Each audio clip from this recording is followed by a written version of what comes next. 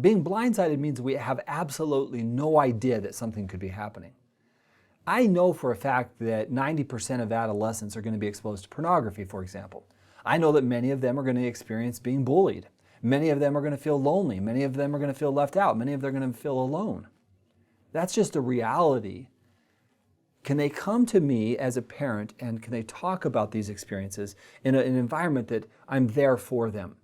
The way that we're going to avoid being blindsided is to be aware of the possibilities and then to educate our children on what those possibilities are.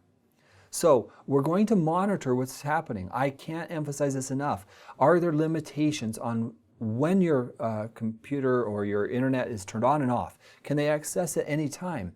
Is it being filtered, or is there a monitoring system that you know what's going on? If we're going to avoid being blindsided, we need to check those things regularly and have conversations with our children. So that's concept number one. Number two is invite a discussion. Now, let's role play this. So these are two parts. We're going to invite a discussion and then we're going to role play. What would you do in this situation to my son or daughter? What would you do in this situation? What if you got an email threatening you and they said, if you told anybody, we're going to hurt your family?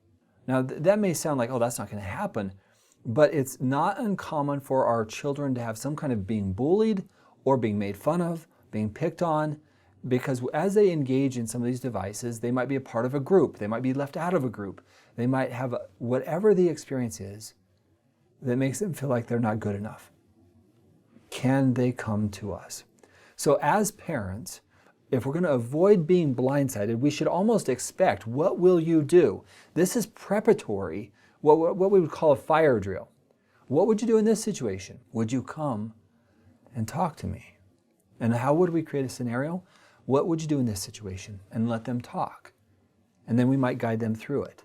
And do you see how we're step by step preparing them for possibilities? So if it happens, and most likely when it happens, the only way we'll be blindsided is if we don't look ourselves.